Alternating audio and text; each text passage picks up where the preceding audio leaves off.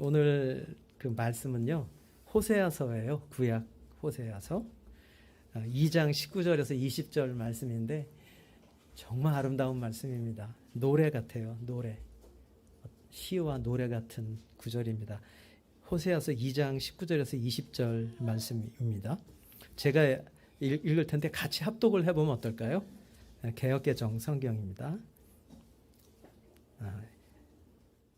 19절에서 20절 시작.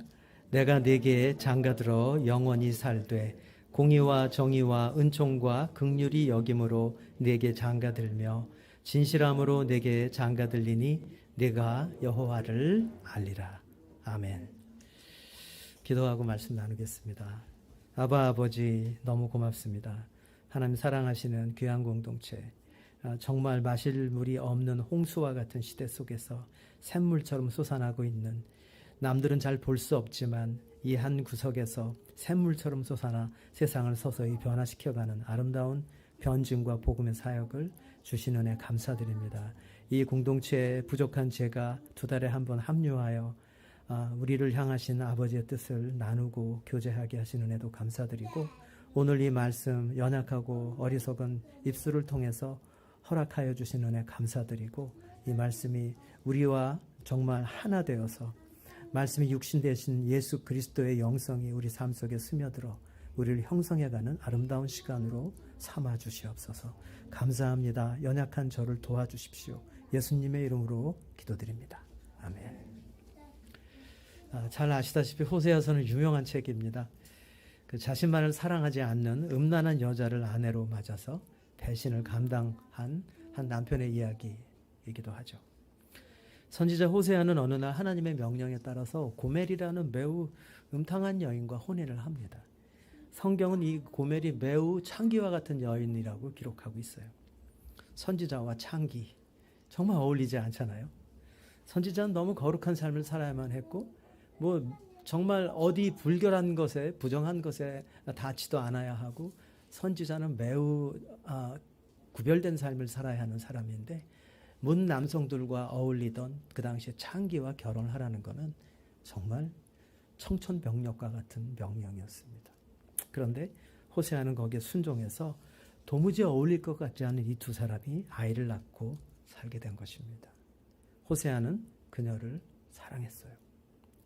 하지만 고멜은 한 남자의 사랑으로는 만족할 수 없는 사람이었습니다. 결국 집을 나가서 다른 남자들과 불륜을 저지르고 남편 호세아에게는 깊은 상처를 주고 맙니다. 그럼에도 불구하고 호세아는 변함없이 고멜을 기다리고 찾아다니고 끝까지 사랑한 거죠. 호세아서는 상처받으신 하나님의 이야기이기도 합니다. 당신께서 택하시고 사랑하는 백성들에게 버림받은 하나님 이야기. 고대 근동에서 바알은 비를 내려주고 풍요를 가져다주고 폭풍을 몰아와서 농작물이 잘 자라게 해주는 결실의 신, 풍요의 신으로 널리 알려져 있었어요. 바알 신. 이 가나안 족속들은 유목민의 신인 여호와보다 농경민족의 신인 자기들의 바알이 농사의 풍요로움을 가져다 주는 데는 훨씬 유능하다고 여긴 것입니다. 당시 여호와 하나님의 이름이 그 근동 지역에 널리 알려져 있었어요. 여호와 하나님이 애굽을 벌하고 홍해를 가르고 수백만의 백성들을 인도한 그 사건들은, 그 일들은 많이 그 소문 퍼져 있었던 거죠. 하지만 그 여호와 하나님이 아무리 유명할지라도 비를 내려주고 실질적으로 우리를 먹고 살게 해주는 바알이 농사에 있어서는 훨씬 유능하다고 믿은 것이죠. 농경사회로 전환해 가던 이스라엘 백성들은 이 가나안인들의 농경 문화에 동화되기 시작했어요. 그래서 그 땅에 정착하기 위해서 원주민들의 농사법을 배우고 또 그들의 문화를 받아들이다가 관습을 받아들이다 그만 가나안의 신들까지 받아들이는 범죄를 저지르기 시작한 거죠. 그래서 가나안에 입성하기 전에 여호수아와 함께 그렇게 다짐했었던 하나님과의 언약을 당장 먹고 당장 풍요가 더 절실했던 백성들은 가나안 사람들이 말하는 그 풍요의 신 바알을 함께 섬기기 시작한 것입니다. 어느새 우상숭배는 이스라엘 역사의 전 세대에 걸쳐서 일어나기 시작했고, 백성들이 음란한 바알 문화와 함께 살아가는 것은 아주 점점 당연시 되어가고 있었습니다. 하나님께서는 선지자들을 계속 보내셔서 돌이키기를 바라고 요구하시고 내게로 돌아오라고 요구하시고 경고를 하셨지만 왕과 백성들의 우상 숭배는 날로 더해지고 결국 북왕국의 죄악이 너무도 깊어져서 하나님의 진노를 돌이킬 수 없는 지경에까지 이르게 된 것이죠. 그 멸망의 심판을 바로 눈앞에 둔 시점에 하나님께서는 그분의 뜻을 호세아의 결혼을 통해서 살아있는 비유로 백성들에게 보여주신 거예요. 시청각 교육을 하신 거죠. 구약 성경을 읽어보면 이스라엘 백성들은 참 이해하기 정말 어렵습니다.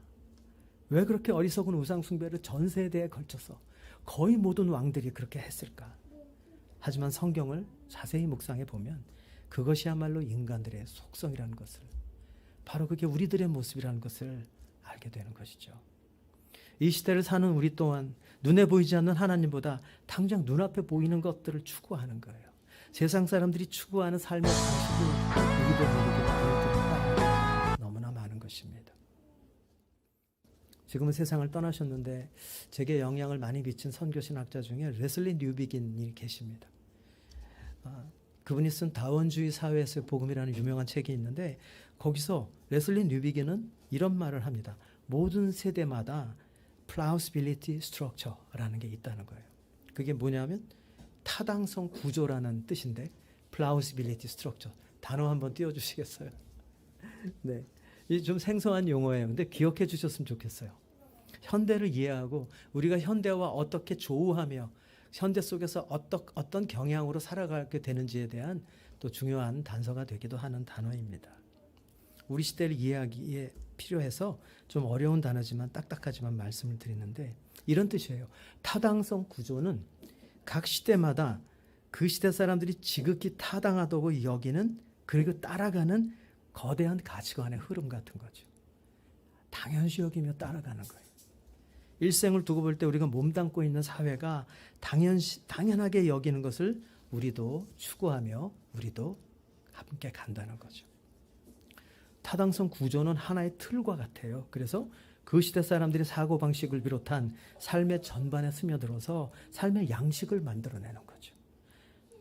사람들의 일반적으로 수용하는 그 신념 같은 것, 그리고 그 사회가 무엇이 타당한지를 가늠하는 기준 같은 것들로 작용하는 것입니다. 이렇게 생각하면 쉽습니다. 벽돌의 틀에 시멘트를 부으면 벽돌이 나오잖아요. 타당성 구조는 바로 그런 거죠. 그래서 이 시대의 모든 사람들을 그 타당성 구조 속에 가두어서 현대인들의 일반적인 사고의 흐름을, 유행을, 전반적인 타당하다고 여기는 삶의 가치와 방식을 만들어내고 그에 따라 설명을 드렸는데요. 호세아 시대도 가나안 사회의 타당성 구조의 영향을 받은 것이죠. 그 땅 사람들 모두가 당연시하며 따라가는 것을 여호와의 백성들도 따라간 거예요. 하나님을 대표하는 선민 이스라엘이 하나님의 문화로 그들을 변화시키지 못하고 오히려 가나안 백성의 문화에 길들여지고 자기들의 지배 문화로 그걸 받아들인 결과 그 틀에 순응해서 살아간 결과 그들은 혼합주의에 빠지고 만 것입니다. 하나님과 바알을 함께 섬긴 거예요. 저는 이 시대 그리스도인들도 가나안에서 살던 이스라엘 백성과 같이 동일한 도전과 유혹 앞에 서 있다고 생각해요. 그렇다면 우리가 사는 현대의 타당성 구조는 어떤 게 있을까요? 그것은 어떻게 우리에게 다가오고 있을까요? 이 시대도 분명히 우리에게 영향을 주는 지배적인 사상과 삶의 방식, 사고방식, 가치관 같은 것들이 있습니다. 대표 선수라고 할 수 있는 요즘의 포스트 모더니즘, 그렇죠? 거기에서 비롯된 종교다원주의, 개인주의에서 비롯되는 상대주의, 현대인들의 신앙처럼 되어버린 과학주의, 진화론 등등 이 모든 것들이 사람들이 당연시 여기며 따라가는 사고의 틀을 구성하는 것들입니다. 그런데 무엇보다도 저는 이 시대의 우리 그리스도인들조차 쉽사리 그 틀 속에 가두어버리는 강력한 타당성 구조의 요소가 바로 성공과 번영이라고 생각합니다. 현대를 살아가는 사람들 모두가 성공을 추구하고 번영을 갈구하는 거죠. 하는 일이 다 잘 되고 생활의 안정과 물질적 풍요를 누리면서 안락한 삶을 추구하는 거예요. 세상은 온통 그것을 최우선 가치로 해서 움직이고 있는 중입니다. 대통령 취임 선서를 들어봐도 어느 대통령도 모두 다 번영이라는 말을 너무 많이 합니다. 여러 차례 들어요. 성공과 번영은 우리 시대 사람들이 가장 선호하는 말들이에요. 이 시대에 우리 그리스도인들도 흔히 그렇게 생각하는 것 같습니다. 믿음이란 하나님을 잘 섬기고 열심히 그분을 기도하고 예배하면 언젠가 나를 이 땅에서 높이시고 소원했던 인생을 선물해 주실 거라고. 교회에 다니는 젊은이들은 하나님을 꿈을 이루기 위한 가장 확실한 방편이라고 믿고 있습니다. 마음속에 이루고 싶은 것을 위해 기도하는 거죠. 교회들도 그렇게 도전합니다. 하나님의 영광을 위해서 위대한 삶을 살라고. 그래서 여호와를 기뻐하라, 내 마음의 소원을 이루어 주시리라는 이 말씀을 붙잡고 정말 자기가 되고 싶은 모습을 마음속에 매일 그리면서 믿음대로 되리라는 긍정의 신앙을 갖는 것이죠. 정말 믿을 수 없을 만큼 많은 그리스도인 청년들이 하나님을 내 꿈을 이루어 주시는 분으로, 내 행복을 위해 존재하는 분으로 알고 있으며 되도록이면 사회적으로 높은 위치에서 그분을 영화롭게 하고자 하는 소원을 갖는 것입니다. 그러나 저는 조금은 가혹한 말이 될지 모르지만 거기에 대해 이렇게 말하고 싶어요. 어쩌면 그것은 성공과 번영이라는 이 시대의 타당성 구조와 우리의 욕심 어린 자아가 결탁해서 만들어낸 자기가 만든 하나님일지도 모른다고요. 출애굽기에 보면은 아론과 이스라엘 백성들은 모세가 시내산에서 십계명을 받아 내려왔을 때 금송아지를 만들어 놓고 기뻐 춤추고 있었습니다. 백성들이 몸에 지닌 금부치들을 모두 모아서 만들어낸 금송아지는 자기들의 마음이 바람에 투사된 결과물이었어요. 그들 편에서 볼 때 그것은 우상을 만든 게 아니었습니다. 그저 자기들이 따르고 싶었던 하나님의 이미지를 형상화한 것이죠. 자기의 마음에서 나온 하나님, 자아에서 나온 하나님, 이미지화한 것이죠. 저는 오늘 이런 질문을 좀 드리고 싶어요. 비단 고대 이스라엘 백성들뿐 아니라 우리 또한 이렇게 땅의 번영을 누리고 싶은 내 자아의 바람이 투사된 하나님을 세우고 있는 것은 아닌지. 우리를 둘러싸고 있는 이 땅의 타당성 구조가 만들어내고 있는 성공과 번영의 이미지를 따라가면서 하나님을 나를 이 땅에서 잘 살게 해주는 풍요의 신쯤으로 만들고 있는 것은 아닌지. 이렇게 우리는 얼마든지 하나님을 인간의 수준으로 끌어내려서 마치 하나님은 나를 위해 존재하는 분처럼 오해하기 쉬운 것입니다. 그러나 실상은 우리가 하나님을 위해 존재하는 것입니다. 지구를 중심으로 태양이 도는 것이 아니라 태양을 중심으로 지구가 돌고 있는 것처럼 그분이 우리를 위해 존재하시는 것이 아니라 우리가 그분의 영광을 위해 지어졌고 존재하는 것입니다. 하나님께서 나를 위해 존재하신다는 인간 중심의 신앙과는 너무나 많은 부작용을 낳고 있습니다. 그런 신앙이 기복주의로 흐르는 것이죠. 이것은 인간 중심의 번영 신학으로 나타나고 있어요. 단지 이 세상에서 인간의 영광과 번영을 위한 욕망이 투영된 신학. 제가 2달 전에 와서도 십자가의 신학과 영광의 신학을 대비해서 말씀드렸는데, 종교개혁 당시 로마 카톨릭의 부패한 신학이 바로 이 번영 신학과 괴를 같이 하는 영광의 신학이었던 것이죠. 교회는 우리 시대가 보여주는 이미지를 쫓아서 그 꿈을 이루고자 하는 자들을 모으고 그들의 성공을 돕고 그들의 안락한 삶을 추구하도록 존재하는 단체가 아닌 것입니다. 예수님은 이 땅에 나의 성공과 번영의 꿈을 위해서 그 대가를 지불하실 분이 아니기 때문에 오히려 우리들의 공동체는 그 반대입니다. 기독교는 자아를 부추기며 사람들로 세속적 성공과 번영을 숭배하게 하는 이 시대의 타당성 구조에 대한 대안적인 공동체인 것이죠. 우리를 지배하려 하는 이 시대의 문화의 타당성 구조 뒤에 숨은 영이 그 세력을 미치지 못하는 나라, 오히려 그 반대 하나님 나라의 문화가 잉태되며 자라나는 곳, 그것이 바로 교회여야 하는 것이죠. 요사의 신뢰를 잃은 한국교회가 대안적 공동체를 거론할 때마다 우리는 초대교회 정신을 회복해야 한다는 말을 듣곤 합니다. 그렇다면 초대교회 그리스도인들은 어떤 사람들이었을까요? 한마디로 그들은 단지 믿음을 가졌다는 이유만으로 그 사회에서 사람답게 살지 못했어요. 로마가 지배하던 초기 기독교 시대부터 무려 300년 가까이 그렇게 살았습니다. 초기 그리스도인들은 그 시대 타당성 구조에 반대하는 삶을 살았기 때문에 핍박을 받은 것입니다. 그 흐름을 따라가지 않았고요. 거슬러 올라갔기 때문에. 예수님의 12 제자들은 요한을 제외하고 모두 순교했어요. 그들이 만일 자기들 공동체 안에서만 조용히 신앙생활을 하면서 그 시대의 흐름을 좀 따라가면서 적당히 타협했다면 여느 사람들처럼 그런 삶을 누릴 수 있었을 것입니다. 그러나 제자들은 그렇게 하지 않았어요. 황제 이외에 또 하나의 왕이 용납되지 않는 황제 숭배 사상이 타당성 구조의 중심에 있었던 로마의 세계관이 지배하던 그때 그들은 예수가 만왕의 왕이라고 증거했기 때문에 죽었던 것입니다. 이 시대 기독 청년들이 저도 학교에 있어서 가르치면서 많이 보지만 공통적으로 이런 질문들을 갖고 있어요. 이렇게 취업이 어렵고 모든 분야 경쟁이 치열한 시대에 하나님은 내가 원하는 곳으로 과연 나를 인도하실까? 내 꿈을 이루어 주실까? 그리고는 현실의 경쟁에서 이기게 해달라고 열심히 기도하는 것입니다. 경쟁력을 달라고. 하지만 신학자 마이클 호턴은 이런 말을 했습니다.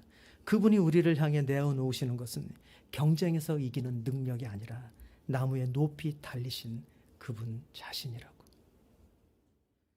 우리는 언제나 영광으로 직행하길 바라지만 실력을 키워서 그렇게 가기를 원하지만 그런 우리를 향해 하나님은 먼저 십자가를 내어놓으신 분이라는 걸 기억하라는 것이죠. 존 파이퍼 목사님은 이런 얘기를 했습니다. 본능적으로 우리는 하나님보다 하나님이 주신 선물을 더 기뻐한다. 우리 자아가 대체물로 만들어낸 그 신은 어쩌면 우리로 하여금 그분을 주신 분을 잊고 선물 자체에만 마음을 쏟으면서 살도록 그렇게 인생을 허비하도록 정작 우리가 본질이신 하나님을 제껴놓고 비본질적인 세상의 것들에 매달려 사는 인생으로 전락하도록 나의 평생을 속일지도 모릅니다. 그러면서 우리는 교회 문화권 안에 안주하면서 안심하는 거죠. 교회 다니니까, 하나님 믿으니까. 성경을 보면 호세아 시대 백성들도 하나님을 안 믿겠다고 한 것이 아니었습니다. 그들이 겉으로 보기엔 너무나 잘 섬겼어요. 제사를 거르지 않았고요. 주의를 잘 지켰다는 뜻입니다. 하지만 바알도 필요했습니다. 그들은 둘 다를 원했던 것이죠. 하나님 편에서 보실 때 이스라엘의 남편이 둘인 여자예요. 이스라엘은 결혼 서약을 저버리고 다른 사람을 사랑하는 아내와도 같습니다. 하나님은 이를 호세아의 결혼을 통해 보여주시면서 그분의 상처받은 마음을 드러내고 계신 것이죠. 저는 초신자 때 아담과 하와로부터 출발한 인간들의 끊임없는 불신앙의 역사를 성경을 통해 읽으면서 하나님이 이스라엘이 배신할 걸 예상치도 않으시고 그들을 지으시고 택하셨을까? 하는 질문을 늘 했었어요. 배신할 걸 모르셨나? 그러나 저의 질문이 어리석었습니다. 하나님은 알고 계셨어요. 하나님은 이 우주가 만들어지기 전부터 우리의 속성을 모두 알고 계신 거죠. 우리가 타락할 것, 인류의 역사는 배신으로 얼룩질 반역의 역사가 될 것을 아셨던 것입니다. 그런데 왜 하나님은 우리를 지으시고 배신하고 떠나간 우리를 기다리시며 애타게 찾으시는 것일까요? 왜 하나님은 남편을 두고 나가서 간음을 하고 사생활을 낳아가지고 들어오는 고멜과도 같은 우리를 여전히 잊지 못하고 계시는 것일까요? 기독교 작가 중에 도널드 밀러라는 제가 좋아하는 작가가 있는데 그분이 쓰신 1000년 동안 100만 마일이라는 책에서 이런 말을 합니다. 너무 명언입니다. 너무 아름답습니다. 잘 들어보세요. 사랑은 규칙을 만들고 그 규칙을 어긴 사람들을 용서한다. 세상은 규칙을 어긴 사람들을 가두고 벌 주는데 규칙을 어긴 사람들을 용서한다. 규칙을 만드신 분이 하나님은 우리를 창조하시기 전부터 이미 우주에서 가장 엄한 규칙을 어긴 사람들을 용서하기 위한 계획을 세우신 것입니다. 창조 자체는 모험이었던 것이죠. 하나님은 우리와의 영원한 사귐을 위해 이 우주라는 위험한 무대를 세우실 것과 그리고 그 가운데 반드시 겪으셔야 했던 아들의 희생과 피조물에게 버림을 받을 고통까지도 감당해야 할 것을 태초부터 계획한 것입니다. 사랑스럽지만 위태로운 인간을 지으신 것도, 유혹에 약한 우리에게 자유의지를 주신 것도 그분의 모험적인 행동이었습니다. 왜일까요? 그것은 우리들과의 완전하고도 영원한 사랑을 원하셨기 때문이에요. 용기 있는 남자가 사랑하는 한 여자를 얻기 위해 어떠한 모험도 마다하지 않는 것처럼 그것이 목숨을 걸어야 하는 모험일지라도 말이죠. 우리를 향하신 하나님의 사랑은 이렇게 위험을 동반한 모험적인 사랑이었던 것입니다. 오늘 본문 호세아 2장 19절에 내가 네게 장가들어 영원히 살 때 공의와 정의와 은총과 긍휼이 여김으로 네게 장가들고 라는 이 말씀은 먼저 하나님의 공의와 정의의 잣대 앞에 아무도 설 자가 없음을 말해주고 있습니다. 공의와 정의의 대변자 율법은 우리가 그분의 신부가 될 자격이 없음을 분명히 판명하고 있지만 하나님의 은총과 긍휼은 죄인된 우리에게 내 스스로는 입을 수 없는 의의 옷을, 눈처럼 깨끗한 신부의 예복을 입혀주신다는 것입니다. 아무리 생각해도 모를 아름다운 신비, 자격 없는 나를 향하신 그분의 불가항력적인 사랑, 이 이해할 수 없는 결혼이 성사될 수 있었던 것은 오직 대속의 은혜, 십자가 때문인 것입니다. 십자가에는 하나님의 사랑의 전부가 담겨 있는 거죠. 십자가에는 우리를 향하시는 아버지의 온 마음이 담겨져 있는 거예요. 자신의 전부를 걸고 나를 사랑하신 그분의 마음이, 그래서 더욱 내가 네게 장가들어, 이 말씀이 저를 울립니다.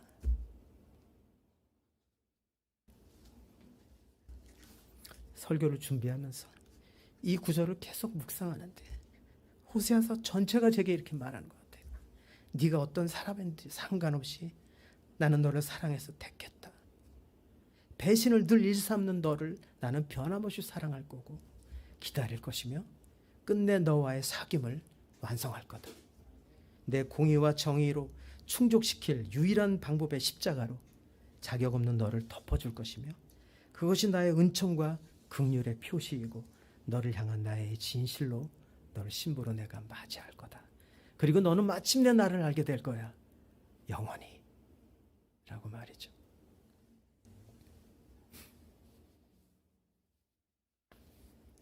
우리가 그분을 택한 것이 아니고 하나님께서 우리를 택하심으로 이 우주적인 사랑이 시작된 것입니다. 사람이 결코 이룰 수 없는 율법의 요구를, 인간이 아무리 노력하고 수양을 쌓아도 갈 수 없는 거리를, 그렇기 때문에 하나님은 죄악의 그 깊고 넓고 어둡고 더러운 골짜기를 넘어서 우리에게로 오신 것이죠.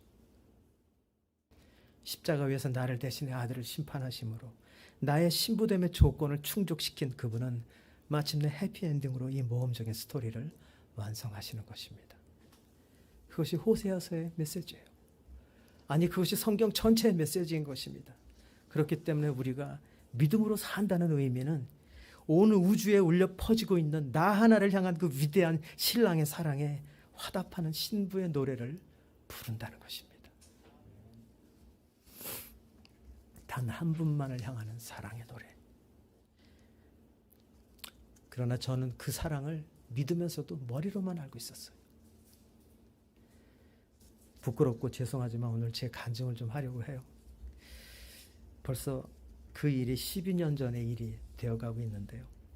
제 삶에서 패러다임에 진짜 전환이 일어났었던 간증이라 오늘 좀 부끄럽지만 이 말씀 좀 드리려고 해요. 저는 2010년 겨울에 암 판정을 받았어요. 크리스마스 이브에 건강검진 결과를 보러 병원에 전화를 했는데 간호사가 저더러 병원으로 오래요. 그 전화로 말씀드릴 수 없다고 오라고. 그래서 두려운 마음을 안고 병원에 갔는데 의사가 컴퓨터 화면을 한참 들여다보다가 저한테 그래요. 안 좋은 소식입니다. 위암입니다. 다행히 말기는 아니지만 좀 커요. 2기에서 3기 정도의 암 같습니다. 그러면서 저를 위로해요. 병원에서 수술 받으시고 항암도 하시고 꼭 이겨내시라고. 크리스마스 이브에 저는 카드 대신에 판정을 받고 이제 집으로 돌아오는데 여러 생각이 스쳐 지나가는 거예요. 왜 이런 일이 생겼을까? 하나님 왜 나에게 이렇게 고난을 허락하실까? 당시 우리 막내 늦둥이가 10살이에요. 어쩌면 이 녀석이 아빠 없는 아이가 될지도 모른다는 상상이 생기면서 너무도 기가 막힌 거죠.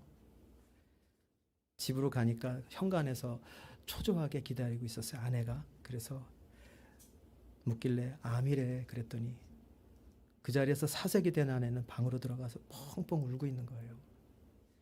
마치 폭풍을 만난 작은 배처럼 우리 가정은 순식간에 패닉 상태로 들어가고 말았어요.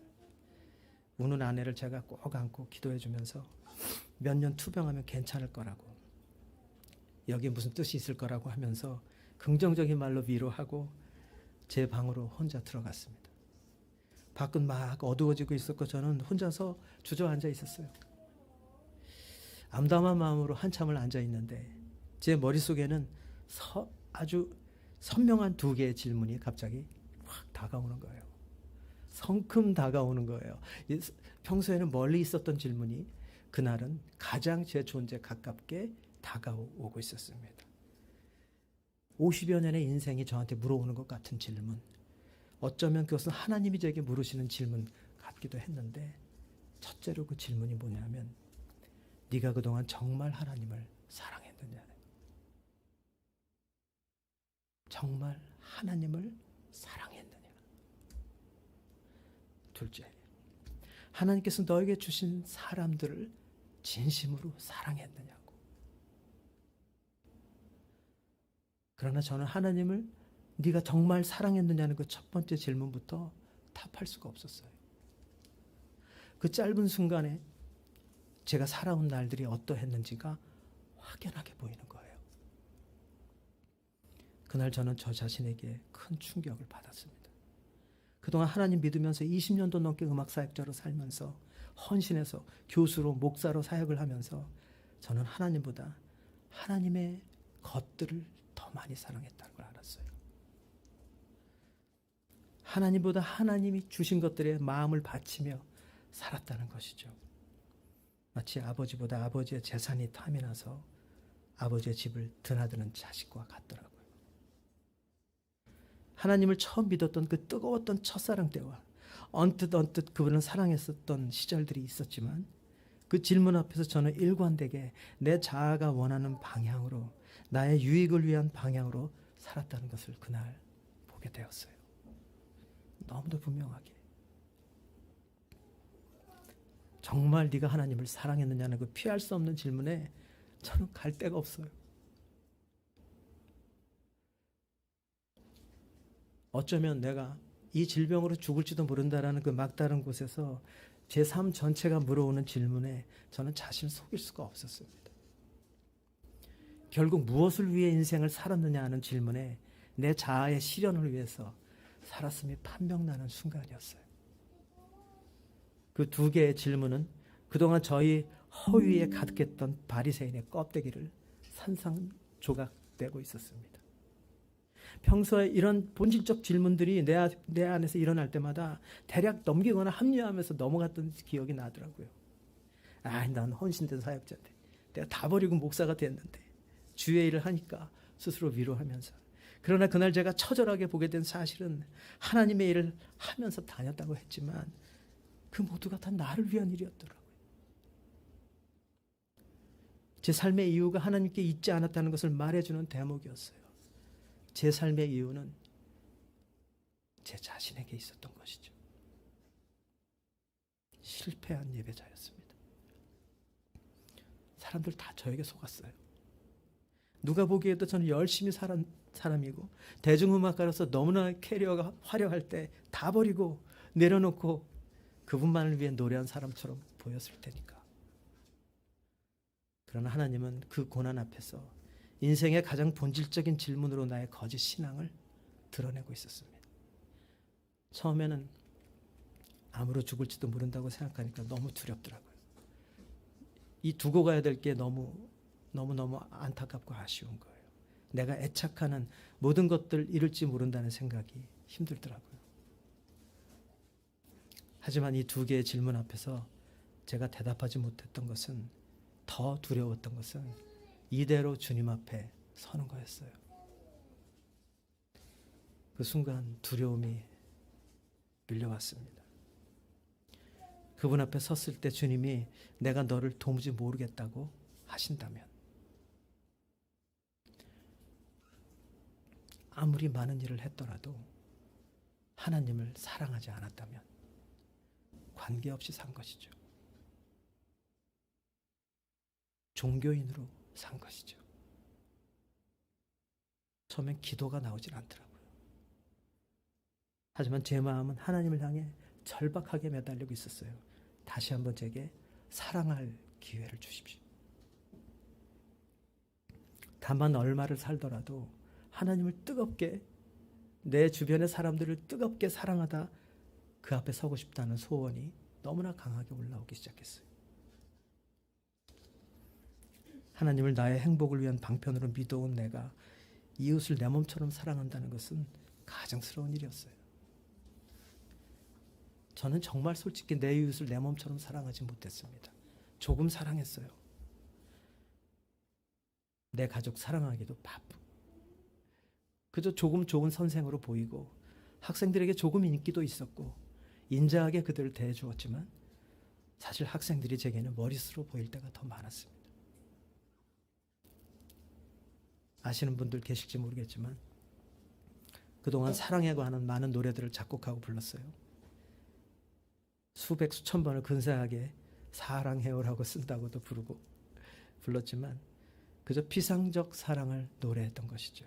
나를 위해 죽으신 그 사랑의 중심에 가까이 다가가지 못한 채, 그 사랑의 깊이를 알지도 못한 채 그저 표면만을 노래했던 것입니다. 저는 가짜 그리스도인이었어요. 암 판정을 받은 그날, 그 어두운 방 안에서 제 인생이 물어온 두 개의 질문은 변화의 시작이었어요. 새로운 패러다임이 다가오고 있었습니다. 기도하기 시작했고 깊이 회개했어요. 병원에서 그 힘든 수술의 과정을 마치고 집으로 돌아와서 요양을 시작하는데 학교에다 병가도 내고 아무것도 못하고 그렇게 바쁘게 활개치며 다니던 제가 집에만 있었습니다. 그러던 어느 날 저는 힘들기도 하고 또 절망적인 생각이 들기도 하고, 그래서 하나님께 이런 기도를 간절히 드리기 시작했어요. 하나님, 이 작은 고난으로 인한 주님의 뜻이 있음을 믿습니다. 주님의 선하심을 절대 의심하지 않지만 그래도 이 고난을 통해서 주께서 저에게 어떤 일을 하시는지를 알려주세요. 너무 갑갑한 거예요. 저를 향하신 주님의 사역을 보여주세요. 간절히 몇 번 기도를 드렸는데 어느 날 주님은 로마서 8장 28절 29절을 저에게 주셨어요. 저는 그 당시에 로마서만 한 두어 달 동안 로마서만 읽고 있었어요. 우리가 알거니와 하나님을 사랑하는 자 곧 그의 뜻대로 부르심을 입은 자들에게는 모든 것이 합력하여 선을 이루느니라. 이어서 29절 말씀이 저에게 주시는 말씀이었어요. 29절이 이렇게 시작됩니다. 하나님께서 미리 아신 자들을, 미리 아셨다는 것은 창세 전부터 나를 아셨다는 뜻이에요. 하나님의 전능하신 전지하심은 우리가 예측할 수 없습니다. 우주가 창조되기 전에 나를 아셨다는 거예요. 하나님께서 미리 아신 자들을 또한 그 아들의 형상을 본받게 하기 위하여 미리 정하셨으니 이는 그로 많은 형제 중에서 맏아들이 되게 하려 하심이라.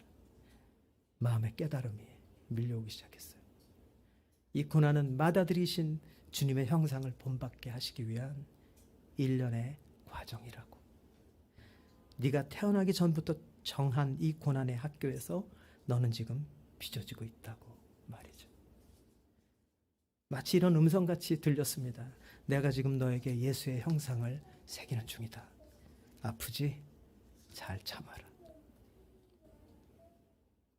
주님은 마치 문신을 새기듯이 가시나무와 같은 그동안의 저의 인격에 주님의 성품을 조용히 새기고 계셨어요.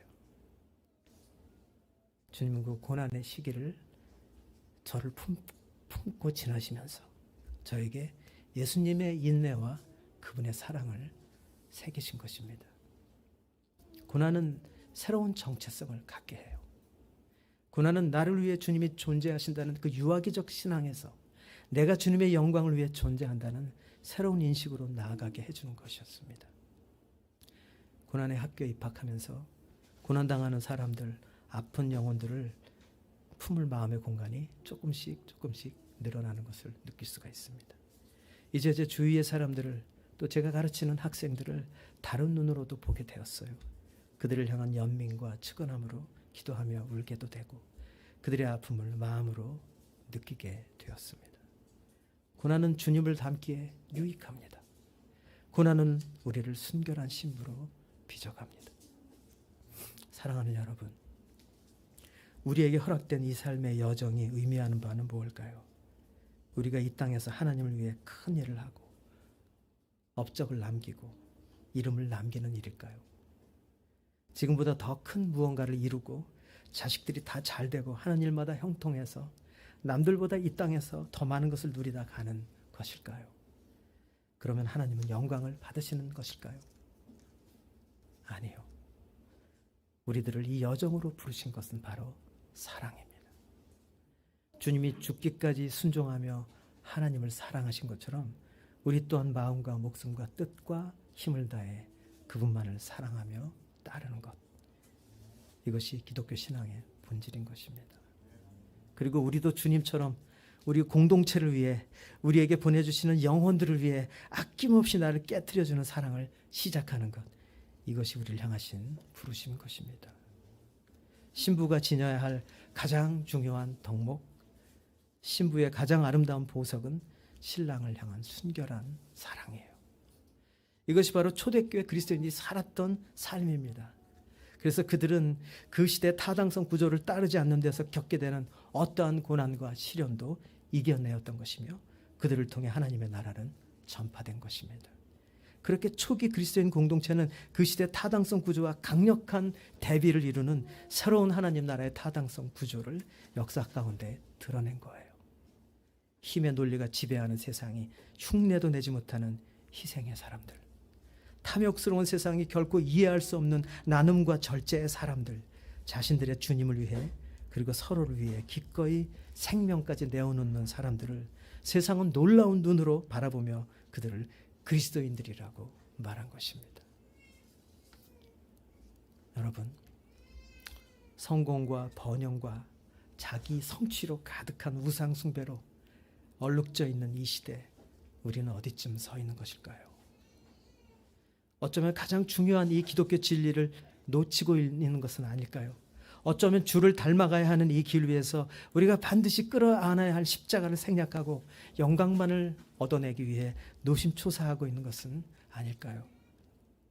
거대한 예배당을 짓고 교인이 넘쳐날지라도 약속의 땅을 우상의 땅으로 변질시켜버린 호세아 때처럼 경건의 모양은 남아있을지라도 우리가 이 본질을 잃어버리고 있다면 기독교는 살아계신 하나님과의 생생한 관계가 아니라 그저 종교로 전락해버리게 되고 우리 같은 사역자들의 직분은 그저 먹고 사는 직업이 되고 마는 것입니다. 성공과 번영이라는 이 시대의 타당성 구조의 포로가 된 기독교는 그리스도의 생명을 나눌 수 없기 때문이죠. 아무리 개혁을 우리가 외쳐도 그 안에 신랑을 향한 순결한 신부의 사랑, 전부를 바치는 십자가의 사랑이 없다면 우리는 아무것도 아닌 것입니다. 전부를 요구하시는 하나님 앞에 그 사랑이 없다면 아무것도 아닙니다.